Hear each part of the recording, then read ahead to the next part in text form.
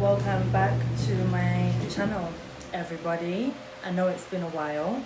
A lot has been going on. As you can tell by the title, I have recently moved back to Santo Domingo. And I am currently living in a Dominican neighborhood. This is my apartment. I'm currently doing some laundry. Today is laundry day, so I actually got myself one of these, which is a washing machine, but it's not like the usual washing machine. You will see these in most traditional Dominican households. It's like a hand washing machine. I don't know, but they're fairly cheap. I think this was like 12 or 13,000 pesos. And it pretty much, it gets the job done. Like, it's pretty good. I'm now having some lunch. I couldn't be bothered to cook today. So, got chicken, cheese, and plantain. I think it's boiled, but it tastes good. And this is carnivore diet. You guys know how I feel about my carnivore diet. So, yeah, this is carnivore diet pretty much. And I've been detox juicing and everything, so my diet is going really well. It's so funny because I feel like in the UK it was like it was a struggle to lose weight. Now I'm in the DR, it's opposite, because I'm like, sometimes I have to force myself to eat because number one, I don't feel the need to like comfort food myself. Like I'm not eating just to comfort myself. And secondly, I don't really have an appetite because it's hot. You know what I mean? So I feel like I lost weight naturally here, but I'm trying to not lose too much. I don't want to be like skinny. So I'm trying to like maintain my weight. So yeah, it's so funny how it's like flipped from struggling to lose weight in the UK to now trying to make sure I keep the weight on.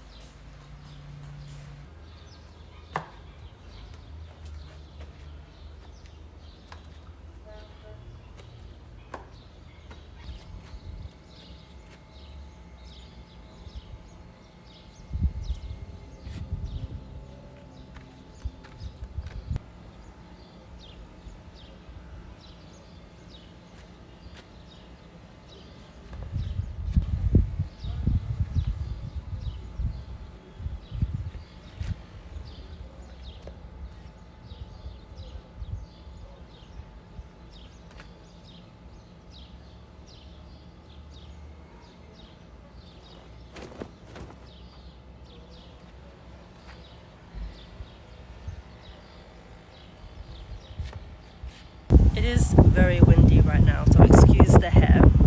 But yeah, I finished laundry, took a shower, got dressed, and now I've stepped out. I normally go for a walk and then come and sit here. I'm actually going to Ole to buy a few bits and bobs. And yeah, just thought I'd show you where I'm at. And then when I get back, we'll do like a proper sit-down talk.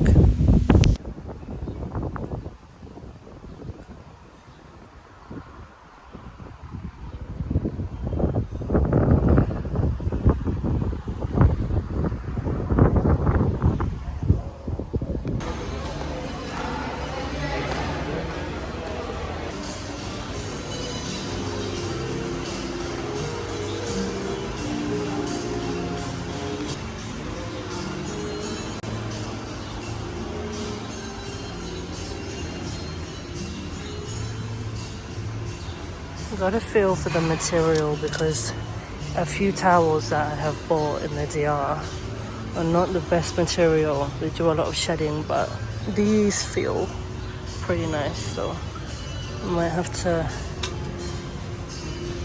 invest in one of these.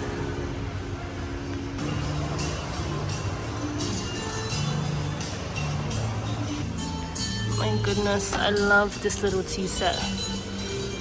Even though I live in the DR, I've been having tea every day.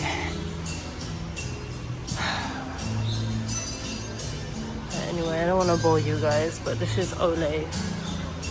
It's pretty decent. Some things are decently priced.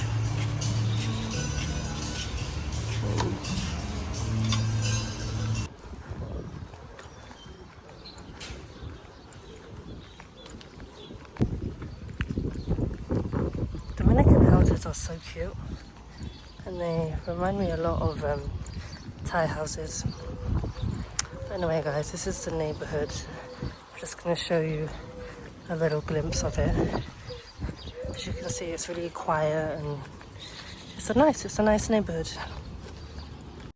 Okay, now I am back from the supermarket and I wanted to just do a mini life update, just a little mini one.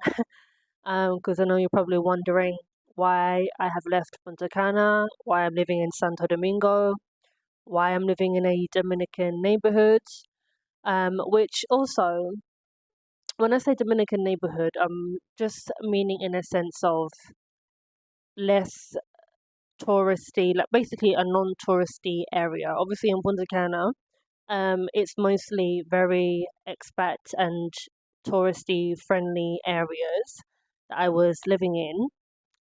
Which meant it was a lot more expensive and, just completely different to where I'm living now.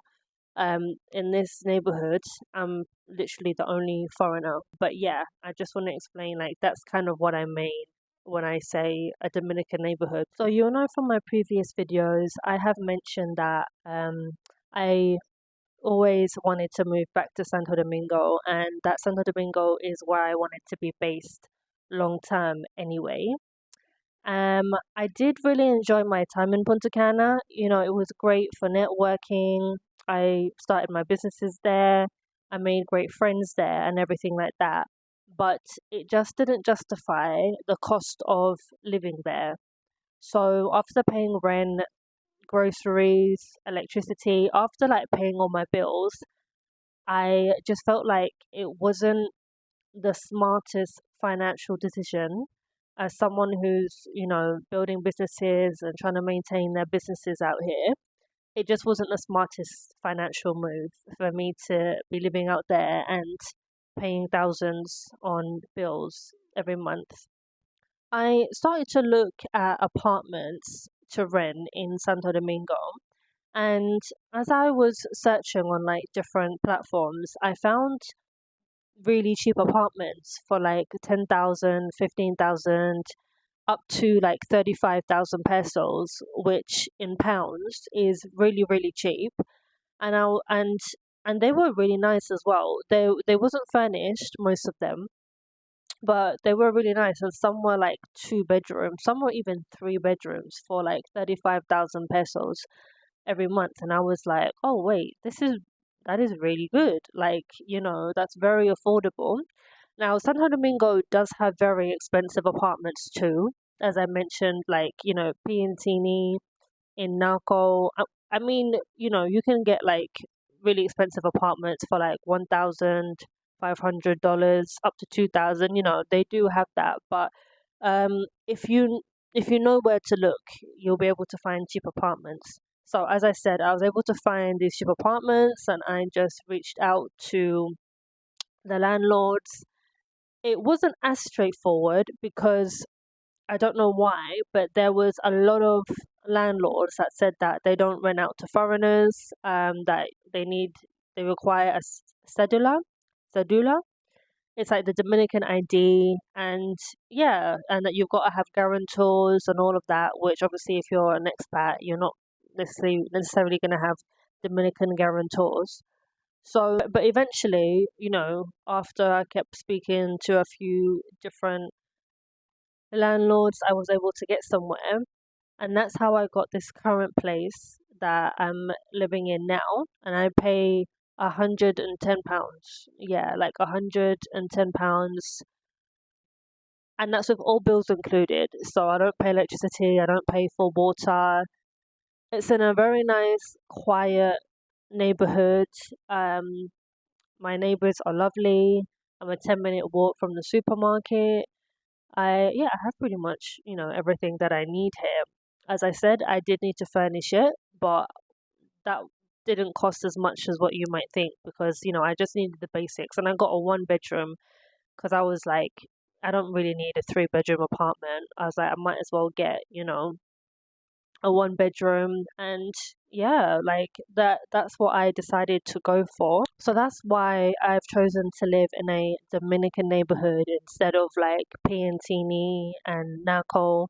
And it's been nice to also, really experience the Dominican culture. It's helped me a lot with learning my Spanish and practicing my Spanish. And at the end of the day, it's not about what looks good or what looks better. It's about making smart financial decisions while I'm building. I'm building a whole new life here. I'm building businesses here. So, I just had to be smart about what I was spending my money on. So living here has just given me more room to invest into my businesses and just to not have to worry or stress about unnecessary expenses. So yeah, it's been an adjustment, but it makes sense for where I'm at in my life right now. And yeah, I've really been enjoying it. So yes, I am very happy with my decision of moving back to the capital. Um just, come along with me on this journey as I navigate building my businesses here now in the Dominican Republic. Make sure you subscribe to come along with me on this new journey of building something in this city, in this country. And yeah, thank you all for your support so far. And if you have any questions, then please leave it in the comments. If you have any suggestions or any advice for building businesses here in the Dominican Republic, then please do, leave your comments. Please like and subscribe, and I will see you in the next video.